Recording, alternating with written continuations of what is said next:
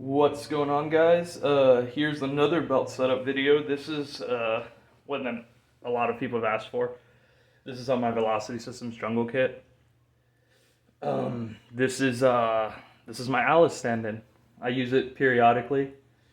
Its main use would be, for example, a extended duration patrol where you leave your bags over at the over at an ORP or at a patrol base, and then you step off, and you kind of need to survive off of just your load bearing. This is if I didn't want to use my air light. I'm still conflicted as to if I had to get rid of one, which one I would get rid of. But this jungle setup is definitely very nice. The best part about setups like these is, being here in South Florida, the worst thing in the world is definitely the weather, in that it's very hot and it's very wet, especially during summer.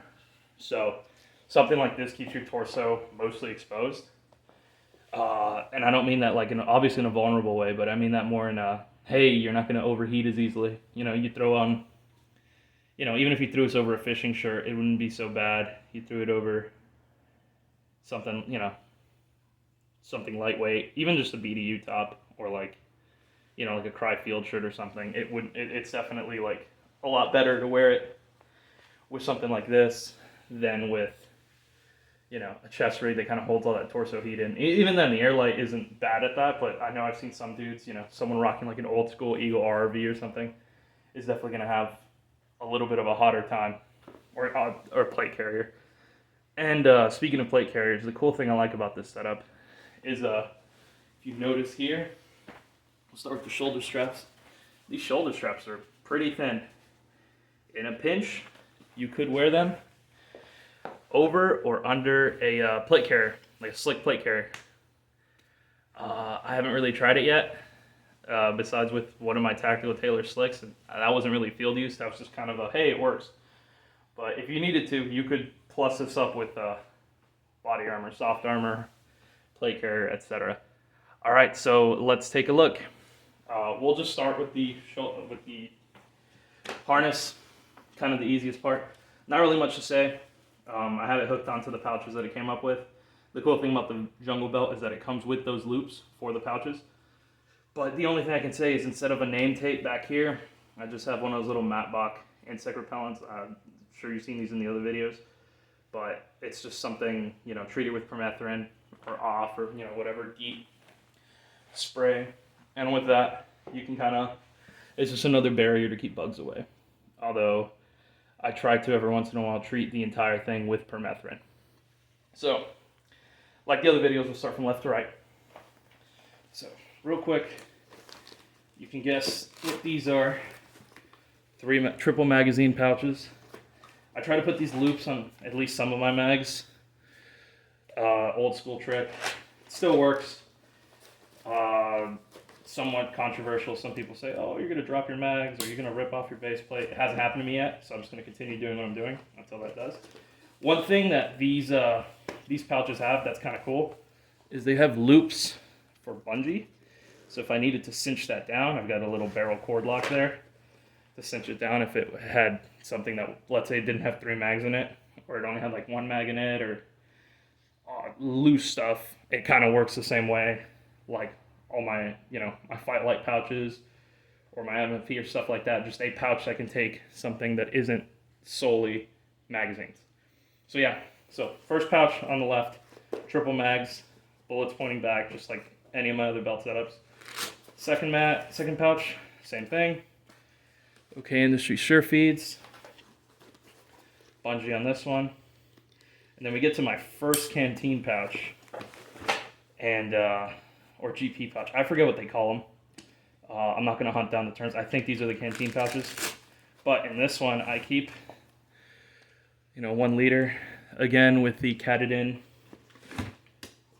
purification tabs. And this is kind of what changes the most. Right now, there's a weapons cleaning kit in here. That kind of stays there, or it stays somewhere in my setup, because if your weapon doesn't work, you're going to die.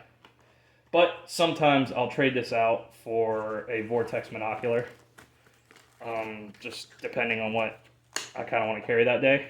And this might turn into a more streamlined weapons cleaning kit. It might just be like a little bottle of lube and like a rag and like a pick. Nothing crazy. This is my standard for the butt pack. A lot of people ask me like, oh, why don't you have, you know, the big butt pack that velsyst sends? And I'll tell you what, I don't like big butt packs. No offense to anyone who does, it's just not my thing. I like being able to kind of lay on my back, and with a huge butt pack, I realized that I wanted to go and fill it as much as possible. And the problem with that is that, case in point, while I was in the Army, we did just a quick little like lane exercise. Not quick, it took all day, but we did an exercise where we had to clear a mine wire obstacle, and I was one of the guys going up and helping clip and designating the limits on the concertina wire.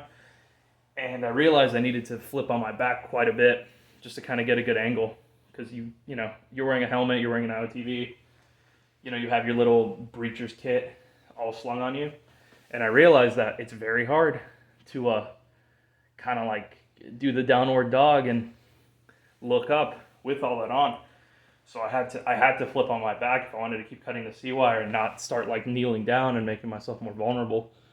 So this is just a way, you know, keeping my back as flat as possible is a way that I can maintain that ability to kind of like lean, you know, lay on my back, cut C-wire, work on something, climb under a vehicle, climb, you know.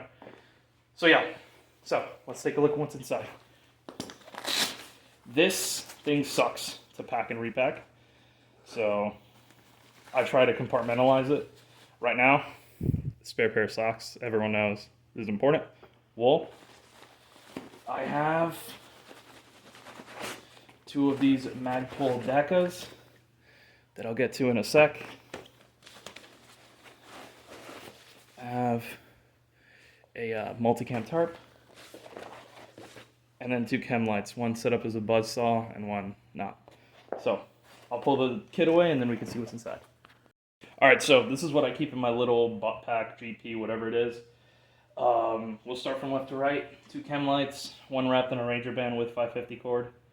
You know, everyone that's familiar with the buzz saw could kind of attest like, oh yeah, this is, you know, spin it around once it's cracked. It's used for signaling, or you know, you can tie this off on something, whatever. Naked chem light, probably gotta replace that. Again, wool socks. This is a little miscellaneous pouch in a Magpul Deca, and I keep random shit in here, but it's stuff that I've needed before. So here's a buff, and this is, you know, wipe off sweat, you know, wipe off old face paint, wipe down a weapon, wipe down goggles, etc. Speaking of face paint, little camo compact, and I don't carry a signal mirror because this has a mirror, and while it's not perfect, I can use it in a pinch. The ever important bug spray. I've had this for a very long time. I'm not sure where it came from. I'm pretty sure I took this from supply at some point. It's just, you know, a cream-based insect repellent, so it's not a spray. I have this little thing here. This is just something to keep some cordage, so no random, you know, Ziploc bag that I got from China. I think it came with just bungee cord. Bungee cord, 2 barrel locks, and then I have one of these, and these are the BB tripwire alarms.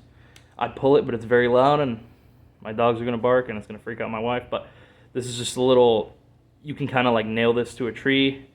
You can tape it to something. And when this little thing gets pulled out, it makes a very large, loud, shrill noise, like a house alarm. So if you've ever heard a house alarm, it's the same thing. And this is set up on a tripwire, and I keep it with a Ranger band so that if I fall, it does not start making noise, and I have much bigger problems. But I like to keep at least one of these, depending on what I'd be doing. I carry a lot more, but I keep that in this pouch so it's not exposed to the water, at least as much. And then just shove the bungee in there with it. It doesn't have to be perfect, it doesn't have to be sealed, it just has to be in that extra layer.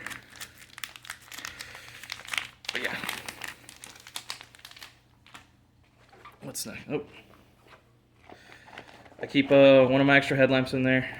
This has the old black diamond strap. I took the multicam strap over this one. Why? I don't know. Little Princeton Tech light. You know, it's a headlamp.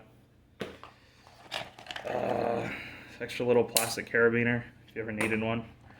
I prefer the plastic ones for most like equipment securing stuff. Someone brought up a really good point to me a while ago about how dudes that hang a lot of carabiners off, if you were ever exposed to an explosion, those little carabiners turn into steel shrapnel, aluminum shrapnel. This one will probably turn into plastic shrapnel, but I'd hope that it would like melt or something. So yeah. Anyways, I don't wear it on my kit. That's just kind of if I needed a non-load bearing carabiner. Again, small zip ties for whatever the zip tie needs. You would have a small equipment repair kit. It's just patches. These are for my thermocell, which usually goes in my bag. They're just the little insect repellent pads. In case you haven't noticed, I am very big on insect repellency. And then this came with a pair of sunglasses. It's just anti-fog cleaning spray. All right, let me clean this up and then we'll move on to the next one. So next is my little, my second Magpul DACA. This is food and water, if you can read that. I'll have to reapply that. And I keep in here just like a day's worth of food. So I have a Sawyer Mini with the little bag. I have MRE contents mostly. Old cheese spread, some Propel packs to kind of take the whatever taste the Catadins leave. They really don't, but you know, just MRE sandwich. MRE main meal that's seen better days is probably like fully tenderized. Like I could probably just cut the corner off of this and drink it. I think that's how I would eat it. I don't have a spoon in here. I probably should add one, but actually thinking about it now, I think I'd rather just kind of drink my MRE. As nasty as that sounds. So yeah, just quick little, this is just kind of about a day's worth of food. And that's not including whatever else I'd shove in right before, granola bars or trail mix, candy, etc. All right, so that's pretty much this setup in a nutshell. It's nothing crazy in the GP. The only thing I haven't really shown off is the tarp. It is a tarp, it's not a poncho. I forget who made it. I could try looking on the tag, but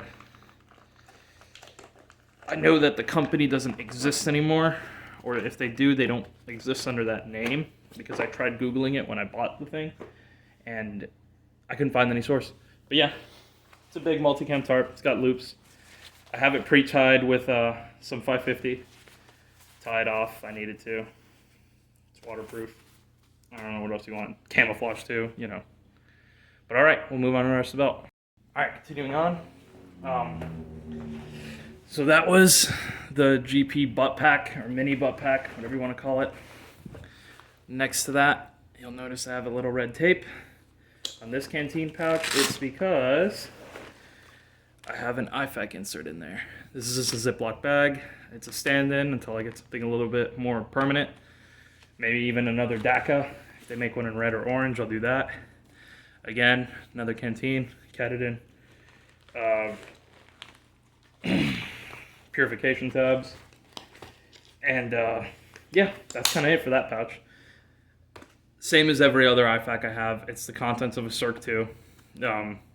Missing the casualty card and sometimes the iCup, but I try to keep everything in there as much as I can.